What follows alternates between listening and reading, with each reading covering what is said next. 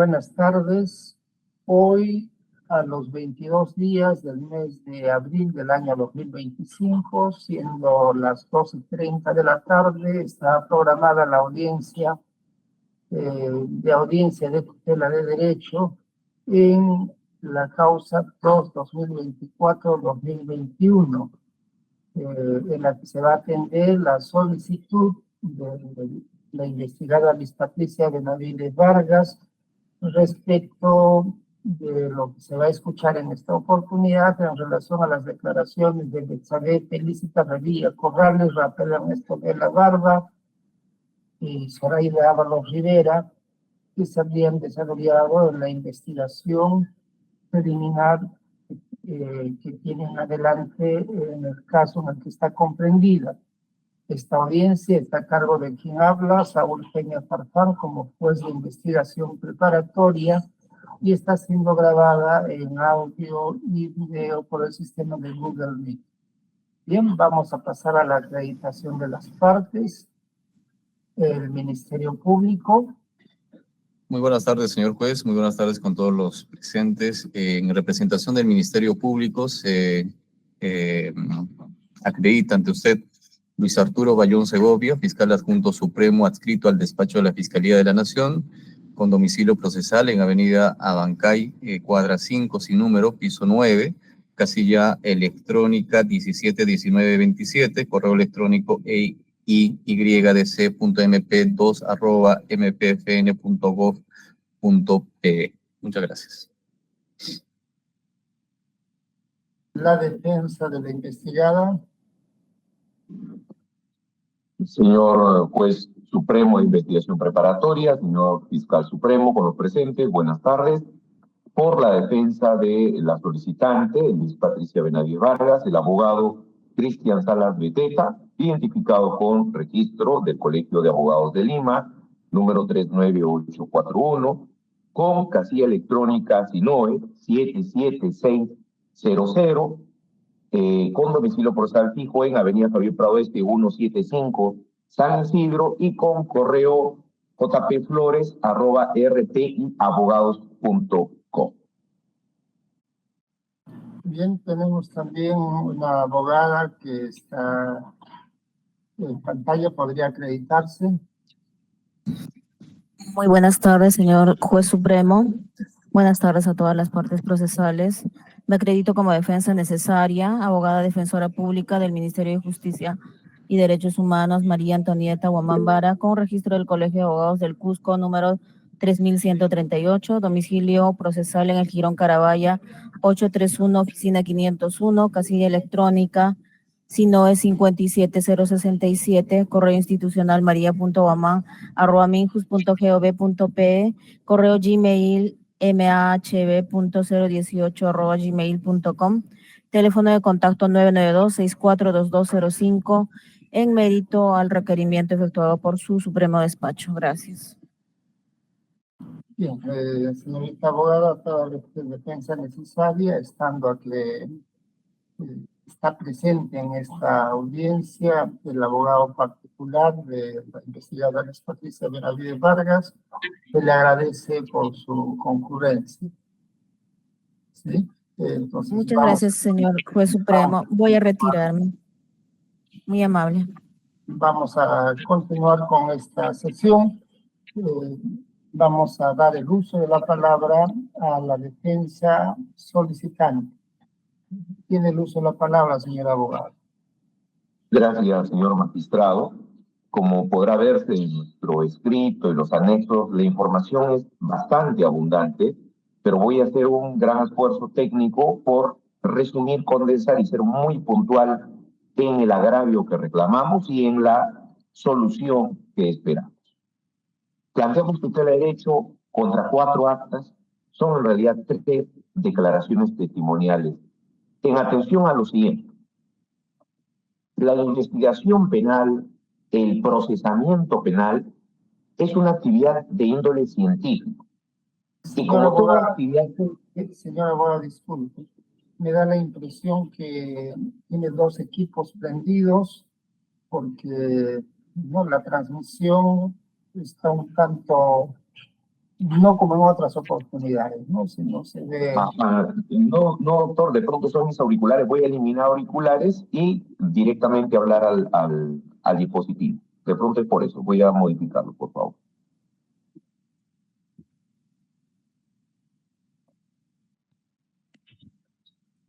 Ya.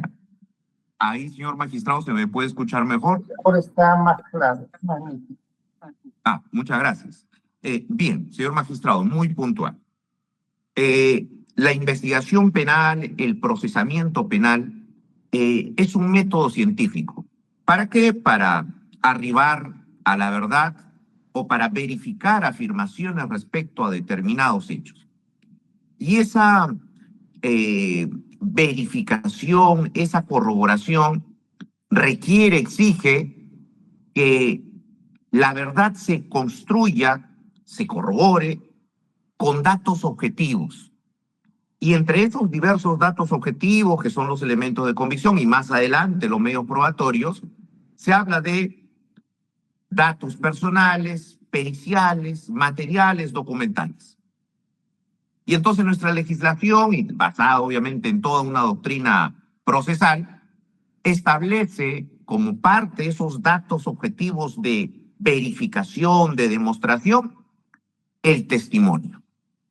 Y entonces pueden existir testigos directos, el testigo propiamente dicho, aquel que percibe, aquel que aprecia por la vista, por el oído, por el tacto, algún hecho, o aquel indirecto, aquel que es un testigo de oídas, un testigo de referencia.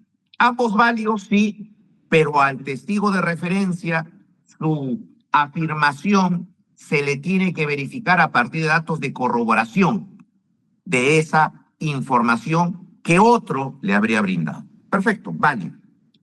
Pero lo que no permite la doctrina y nuestra legislación, específicamente el Código Procesal Penal en su artículo 166, son los llamados testigos de concepto o testigos de opinión. ¿Por qué? Porque el testigo de opinión es aquel que se siente, afectado y es aquel que concluye, que lanza elucubraciones, corazonadas, percepciones, creencias acerca de algo. Y eso está totalmente prohibido. Señor juez supremo, las 3 declaraciones que cuestionamos parten de testimonios de opinión. ¿Cuáles son? Primero, el acta de declaración testimonial de la doctora Betsabé Revilla Corrales, de fecha 18 de enero del 2024. Nosotros aquí afirmamos que esta versión contiene datos de opinión, conceptos respecto a hechos y responsabilidades, y como ejemplo citamos la pregunta número 8. Nos vamos a la pregunta número 8. La voy a leer para no alterar el dicho. Muy breve. Fiscalía pregunta: ¿por qué dice usted que su remoción fue arbitraria y abusiva? E inmediatamente, señor magistrado, objeción de la defensa de parte del investigado, quien precisa que se trata de una pregunta de opinión. ¿Qué resuelve el señor fiscal? El Ministerio Público considera que efectivamente la defensa no articuló la regulación normativa que sustenta el extremo de sujeción.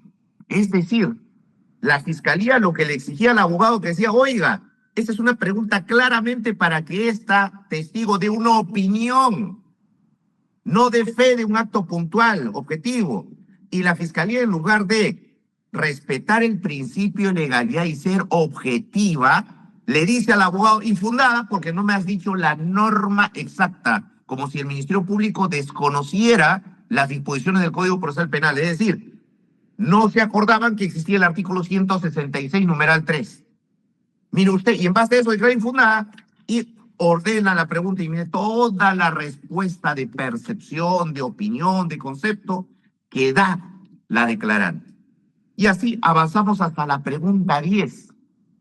Y en la pregunta 10, Fiscalía pregunta: ¿por qué o cuál sería el móvil que tuvo su remoción?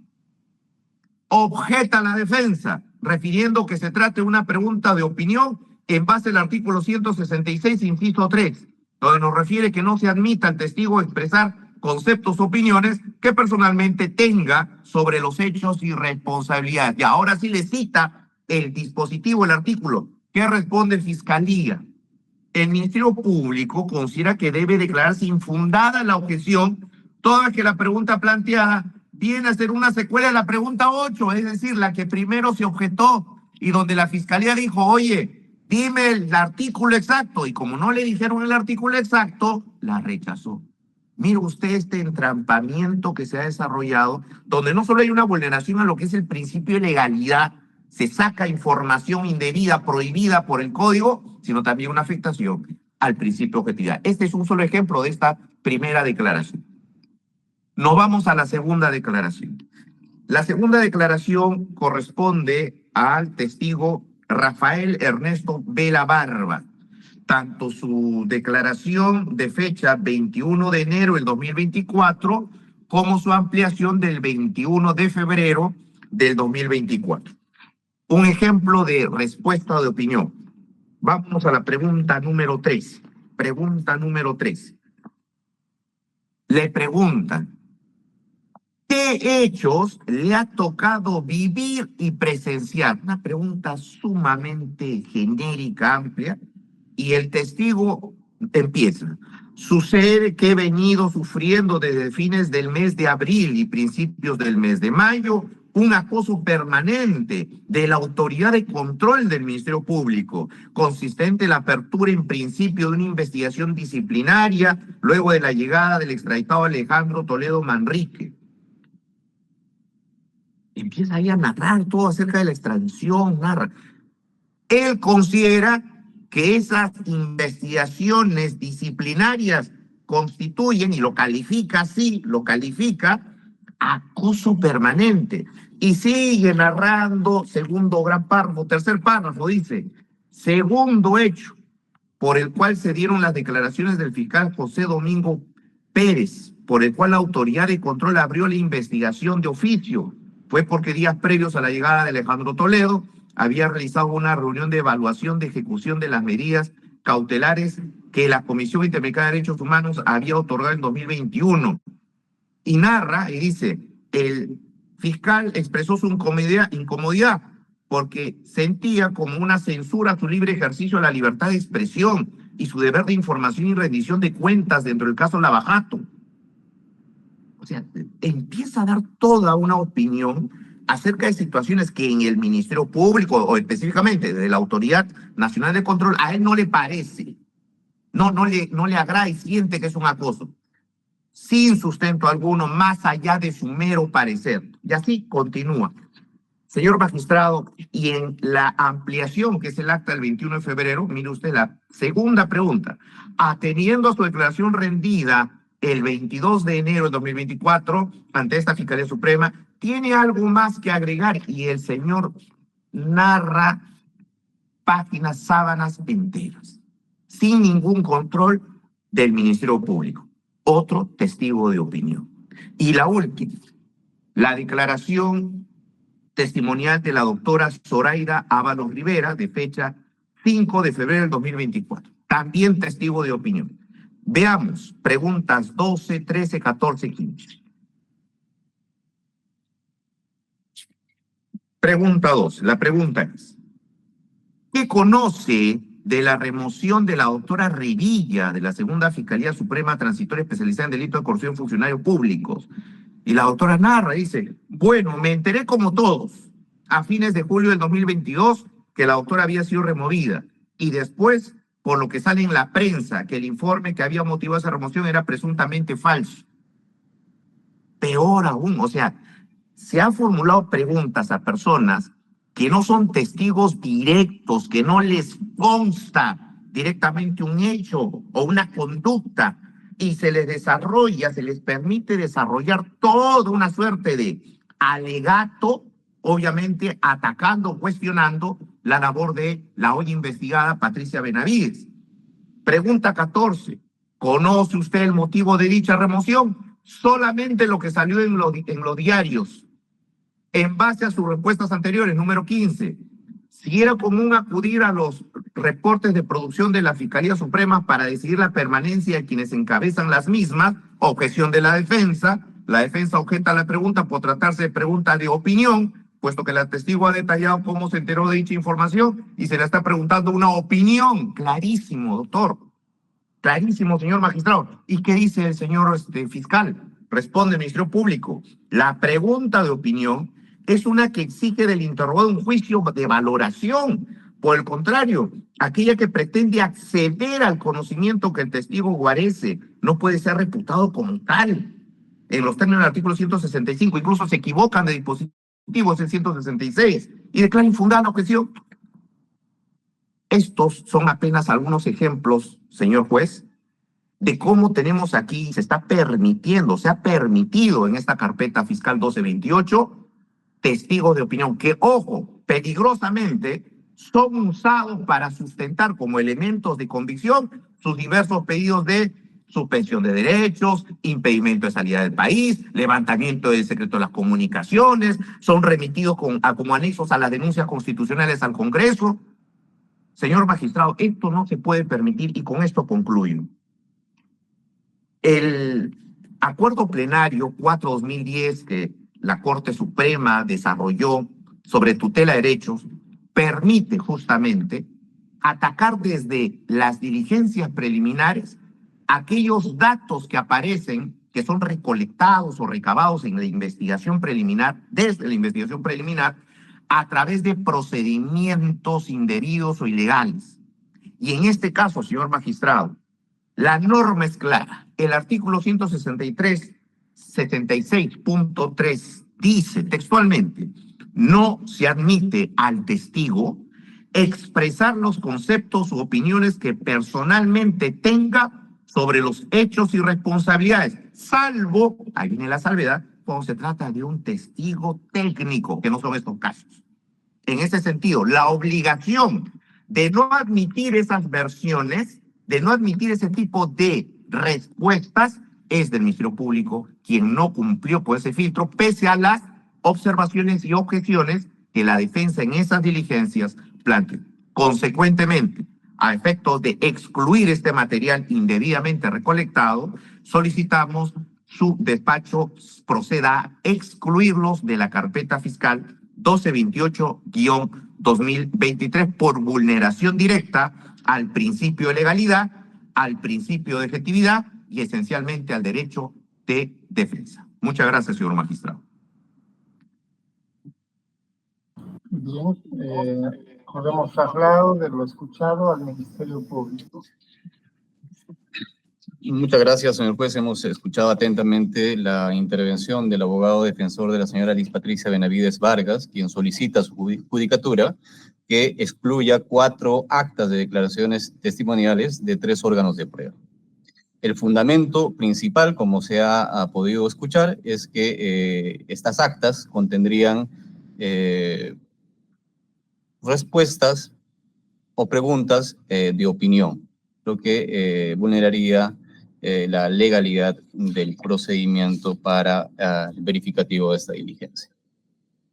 Lo que no se ha escuchado, eso es lo que se ha escuchado a la defensa. Lo que no se ha escuchado, señor juez, en esta intervención, es cuál es el derecho fundamental que el Ministerio Público, en la actuación de estos actos de investigación, habría vulnerado. Claramente ha señalado como fundamento legal de su pretensión la defensa el artículo 71 del Código Procesal Penal y incluso hizo referencia al acuerdo plenario 4-2010 que de algún modo tiene los alcances interpretativos de este dispositivo legal. Y en este acuerdo plenario 4-2010, claramente la Corte Suprema de Justicia ha establecido que la articulación de una tutela de derechos requiere acreditar real y efectivamente, en el caso en concreto, la vulneración o afectación de un derecho fundamental. Hemos escuchado alguna línea de argumentación respecto a una eventual vulneración de un derecho en concreto. ¿Qué derecho se ha vulnerado? ¿De qué forma se ha vulnerado ese derecho fundamental de la defensa? absolutamente ninguna argumentación al respecto. Por tanto, de solamente constatar esta situación, su despacho creemos que debería declarar la infundada esta pretensión. Pero además, lo que está pidiendo la defensa es exclusión de actos de investigación. Entonces, cuando se articula una pretensión de este tipo, estamos entrando en el escenario de la ilicitud de la actuación del Ministerio Público. Y cuando alegamos ilicitud, debemos acreditar que esta ilicitud haya sido en la abstención o en la práctica del medio de prueba. Cabe precisar también, señor juez, que la Sala Penal Especial en el expediente 4-2018, incidente 32, ha establecido precisamente respecto a la posibilidad de excluir material probatorio en investigación preparatoria, que se requiere acreditar 3 circunstancias. Primero, que en los casos se excluye material probatorio, en los casos que ésta sea la base de sucesivas medidas o diligencias. La defensa ha señalado de modo genérico que las declaraciones se han utilizado en diversos requerimientos.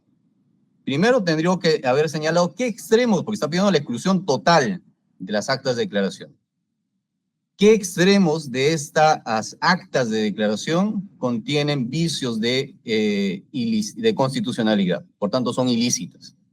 Solamente ha dado lectura a 4 o 5 preguntas y respuestas parcialmente. Dice como ejemplo, en realidad son las únicas que ha objetado por y supuestamente son preguntas de opinión.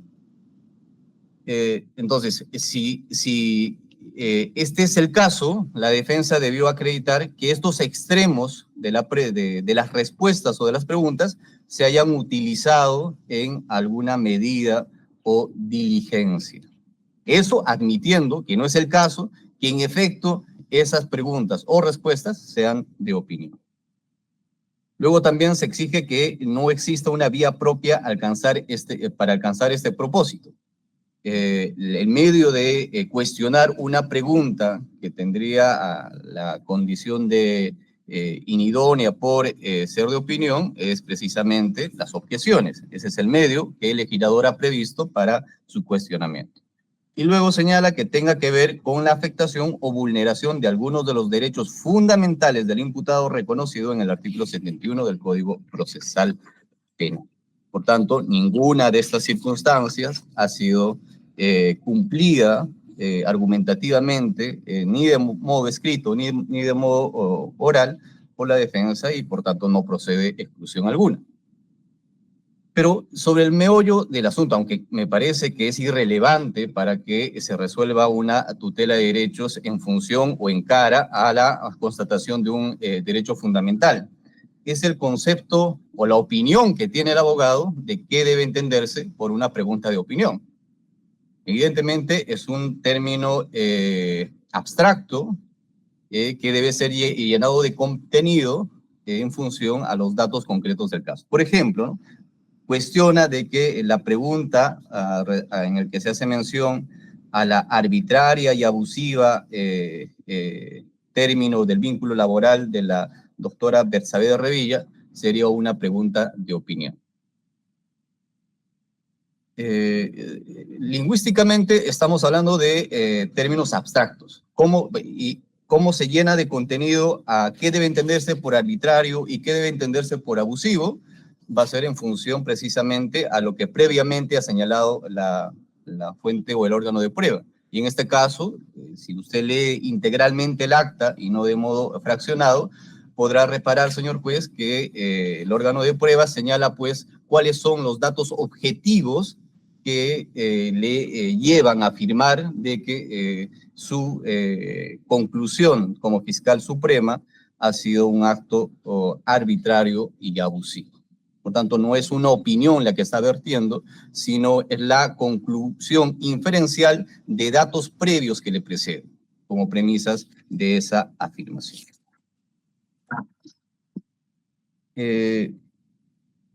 Luego se cuestiona, a partir de lo alegado por la defensa, En algunos casos la pregunta, que ya han sido además resueltas a través de las objeciones o las respuestas a las objeciones que en su momento se realizaron, se cuestiona la pregunta, la respuesta que dieron estos órganos de prueba. Entonces, ¿cuál sería, pongámonos en la posibilidad de que el Ministerio Público tenga la posibilidad de controlar la respuesta del órgano de prueba? Es decir, hay una cláusula que establece que los testigos tienen que declarar libre y voluntariamente. Entonces, si el testigo en esta libertad que tiene vierte una opinión, ¿qué tendría que hacer el Ministerio Público? ¿Decir que esa parte que ha dicho no se consigna en el acta? Esa es la forma de controlar la actuación supuestamente fuera del marco legal de un órgano de prueba. Desde nuestra consideración, eso corresponde no al escenario propio de la actuación, sino de la valoración del medio de prueba en este caso.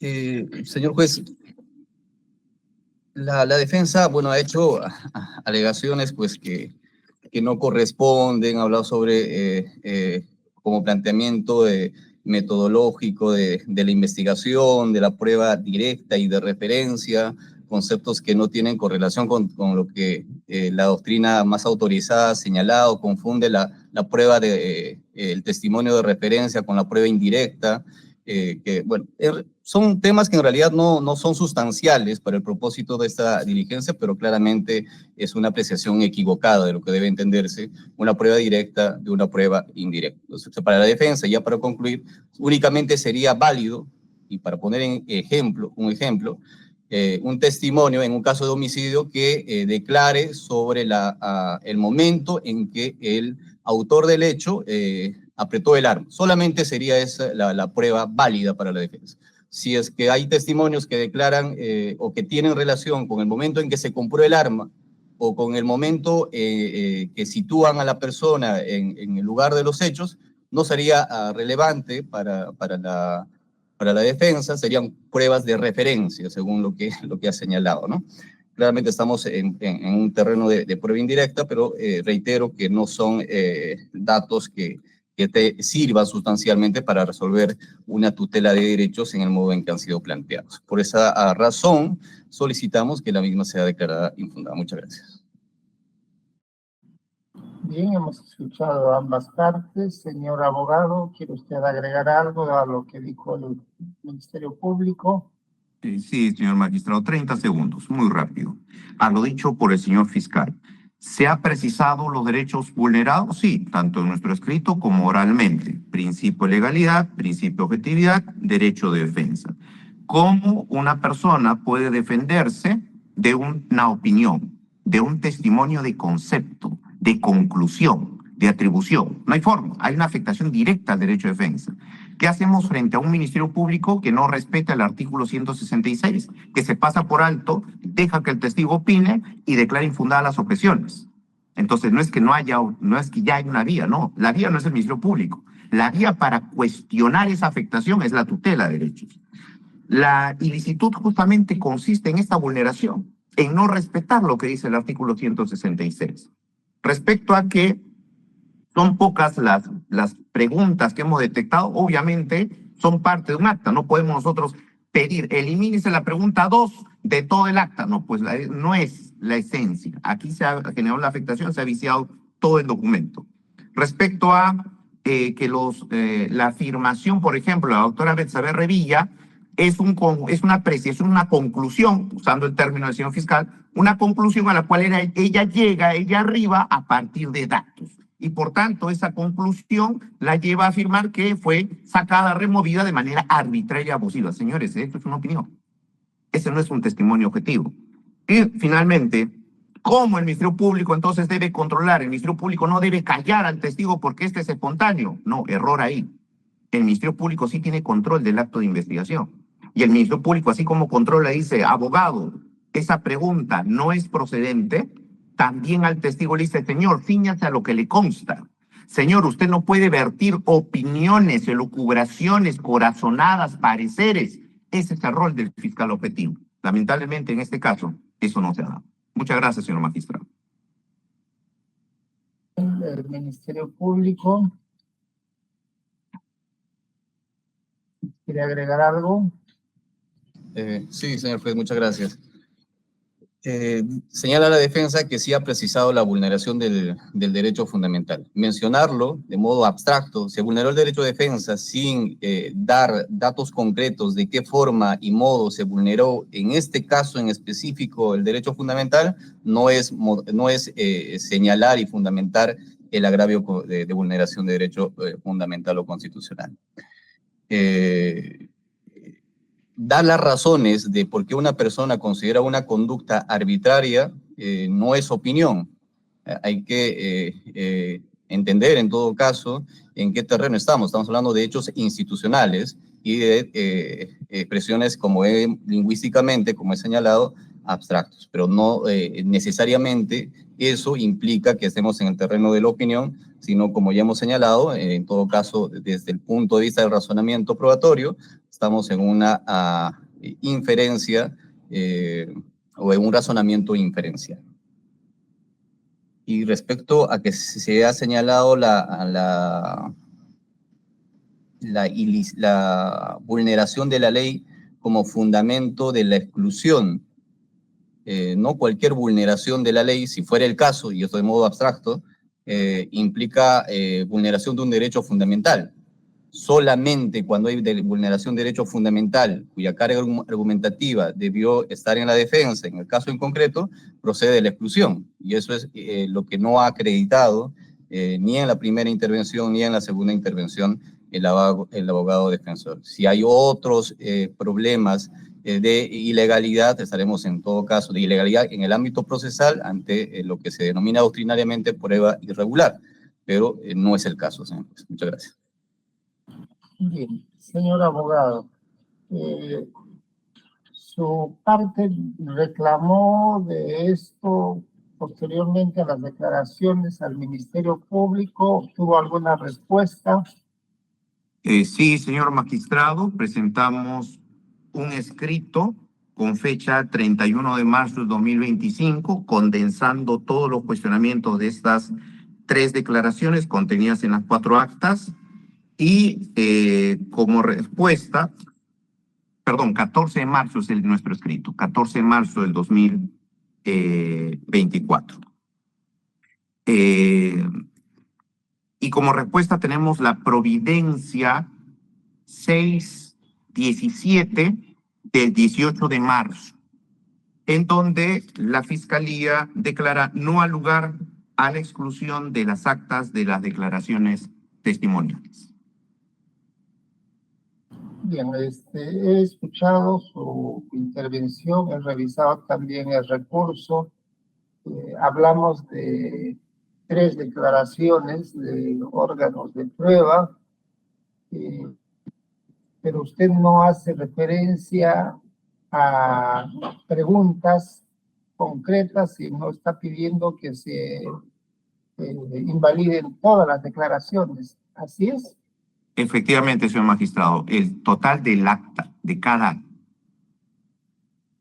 ¿Y por qué toda el acta y no determinadas preguntas que tengan contenido? No, a preguntas que estén solicitando opinión. Todo el acta, señor magistrado, porque justamente en lo crucial, en lo que está vinculado a lo que es materia de investigación, es donde se dan las preguntas y la respuesta de opinión. Todo lo demás es irrelevante. Usted puede revisar las otras preguntas y son irrelevantes, tienen que ver con vinculaciones que realmente no generan una afectación, que no implican una ilicitud de la diligencia, sino las preguntas y la respuesta de opinión. Por eso le indico, ¿no? O sea, no encuentro preguntas, sino ustedes han puesto todas las actas. Porque el contenido de las preguntas y respuestas de opinión vician toda la diligencia. Y no solo se objetó por parte de la defensa preguntas y respuesta a opinión, sino también otro tipo de respuestas o preguntas como impertinentes, como ajenas al objeto de investigación. Hay otro vicio que nosotros no estamos en este momento sustentando porque nuestro planteamiento es ataque por vicio de preguntas y respuestas de opinión. Bien, hemos escuchado a ambas partes, siendo las 3 de la tarde con 12 minutos, damos por concluida esta audiencia. El juzgado va a examinar el caso y resolverá conforme a ley. Eso sería todo. Buenas tardes. Buenas tardes, señor magistrado. Permiso, señor fiscal. Buenas tardes, señor juez. Gracias. Permiso.